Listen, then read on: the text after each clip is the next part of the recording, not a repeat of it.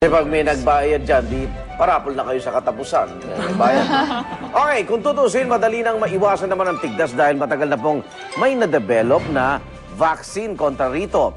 At may ikangay pwede namang gawin para makaiwas sa pagkakahawa. Ang kulang lang po ay maayos na pagpapakalat na impormasyon at ang napakahalagang bakuna para sa mga bata at sanggol. Minsan nakakaligtaan po eh. Kaya naman bilang bahagi ng aming serbisyong totoo, dumayo na nga ang unang hirit sa isa sa mga apektadong lugar ng tigdas outbreak, ang Tondo, Maynila. Naku po mga kapitbahay namin, at nandiyan po ang inyong paboritong reyna ng mga bakuna. Yan, si Susan Enriquez. O Susan, saka sa Tondo?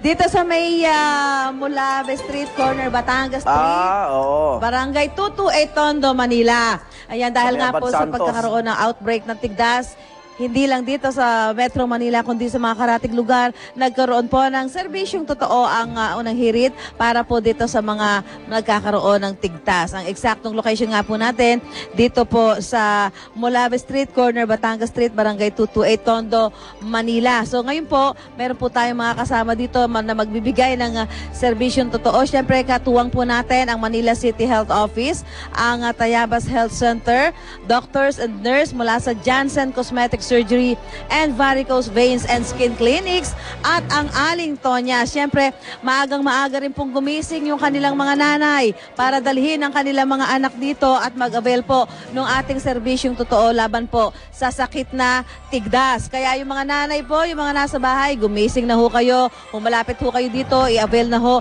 itong ating serbisyong totoo. Yung mga malapit ho dito, gumising na, pasado alas 5 na para ho malaman ninyo kung ang inyong mga anak ay nangangailangan po ng pagkalinga laban po dito sa sakit na tigdas. So yan po ang ating antabayanan sa pag-uso doon ng palatuntunan ng unang hirit.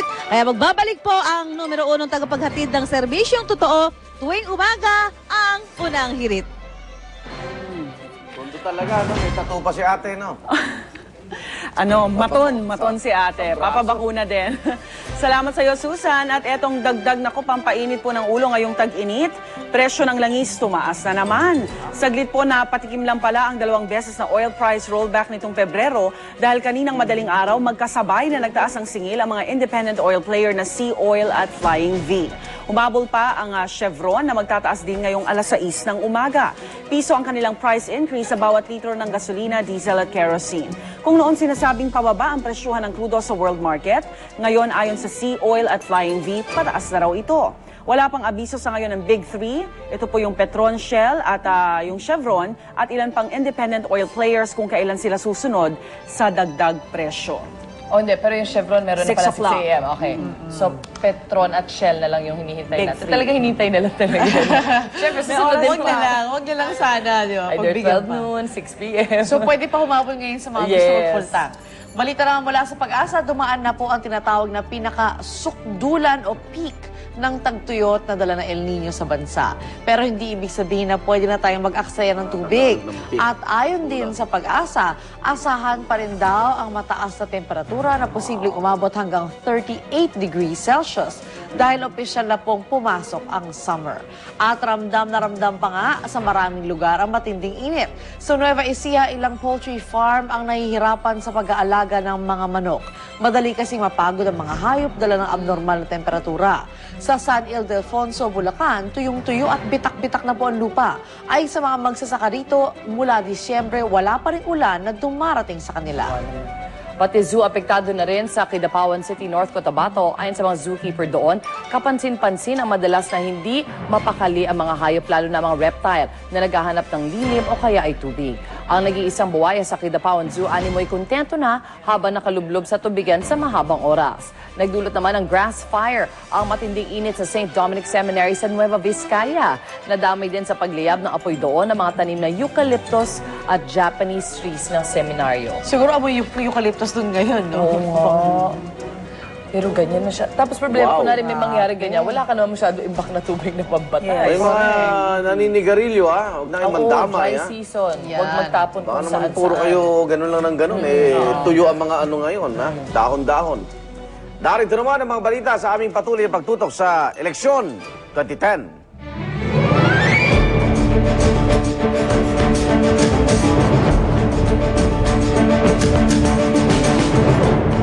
Manila, Malacanang sa inilabas sa bagong desisyon ng Korte Suprema kaugnay ng pagkandidato ngayong eleksyon ng mga appointed government officials.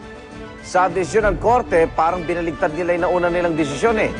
Sinabing maaaring ipatupad ang probisyon ng Omnibus Election Code na nagsasabing deem resigned o itinuturing na nagbitiw na sa pwesto ang mga appointed government officials na tatakbo sa eleksyon. May 15 araw para maghain ng motion for reconsideration ng palasyo. Kaya ayon kay Deputy Presidential Spokesperson Charito Planas, hindi muna raw pagbibitiwin ng mga tatamaang opisyal. Handa naman daw sila sumunod kapag di pa rin sila kinatigan sa apila. Kabilang sa mga tatakbo appointed official na nanatili pa sa pwesto sila Justice Secretary Agnes de Banadera, Congressman po siya sa Quezon na tatakbuhan, Executive Secretary Eduardo Ermita na tatakbo bilang congressman sa Batangas, Agriculture Secretary Arthur Yap at Presidential Management Chief Hermogenes Esperon Jr. Una nang naglabas ang korte na okay lang na tumakbo sa eleksyon ang mga appointed government official kahit hindi sila mag-resign sa pwesto. Pero binaliktad na po nila ito sa bisa ng botong 10-5. Malinaw naman daw kasi sa Omnibus Election Code na dapat ituring na resigned ang mga opisyal oras na maghain sila ng kandidatura. Pag-amin ng mga maestrado, hindi raw na isaalang-alang sa nauna nilang desisyon ang posibleng pag-abuso sa pwesto ng mga appointive official para makalamang sa kanilang mga kalaban sa eleksyon. Kasi sa Fair Election Act, paano naman yung may magpepapress ko niyan? Natural, yun ang function niya. Paliwanag yung mga nangyayari sa kanyang departamento. Lamang na lamang naman siya doon sa kanyang kalaban. Yes. Diba? Tsaka, pag tinignan nyo naman, medyo mga kagulang-gulang naman yan. Diba? Dahil nakapwesto na kayo, tatakbo pa kayo, wala talaga mangyayari. Nandun yung parang, baka magamit nyo yung resources ng gobyerno. Sabihin nyo nang, hindi kami ganon. How do we know that? Pero, yung mga elected officials. Iikot ka eh. Di ba? Ngayon, hindi ito mag-a-apply kay Pangulo Arroyo na tatakbo sa 2nd District. Kasi siya po'y elective po yung posisyon niya. Hinalal siya eh. Hindi siya in-appoint, hindi siya itinalaga doon. Okay, may ilan naman kung may question sa bagong desisyon na yan ng Korte, lalo pa tinawag ng discriminatory pa ang pagparesign sa mga government official sa unang desisyon ng Korte Suprema. Dapat nga bang magbitiw sila sa pwesto kung tatakbo sila sa eleksyon? At sa dami ng mga posibleng nakapwesto pa, pero tatakbo sa eleksyon, abay paano kaya ito ipatutupad ng COMELEC yung kanilang kautusan? Ang mga issue yan, titimbangin natin sa ating talakayan with Igan.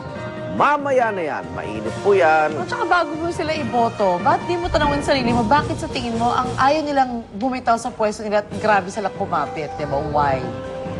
Hindi, There kagaya must ni be a reason. si Secretary de Banadera. Alam ko, tinututukan niya kasi yung ampatuan case. Yung mga kaso. Di ba? Para bang, total mga panalo na naman sila sa distrito nila eh. Nag-resign na yata siya. Mga unopposed yung mga yan eh. Oh. Pero yung mga ganyan, di ba pwedeng pagka nalipat na, pwede ba tumulong na lang sila? Di ba? They don't have to be at the post itself eh. Pwede naman silang just give Alam mo, actually kasi madaling sabihin niya, pero in-appoint sila doon. So, pwede silang tanggalin sa appointment. Naghihintay sila ng order. mahirap tumulong nang wala ka ng kapangyarihan eh. Di ba? Hindi ka nakikilalanin nun eh. Inalis na sa'yo. Unlike yung para bang, uy, secretary pa yan eh. Kesa pag inalis mo na, ay, hindi na secretary Wala nang yan. papansin Parang, sa kanya, wala na, ganon. siyempre. Parang hinubaran mo na siya ng kapangyarihan. Ano pang bigat yung sasabihin niya? Hindi na naman siya kumakatawan sa gobyerno. At saka ang hirap nga timbangin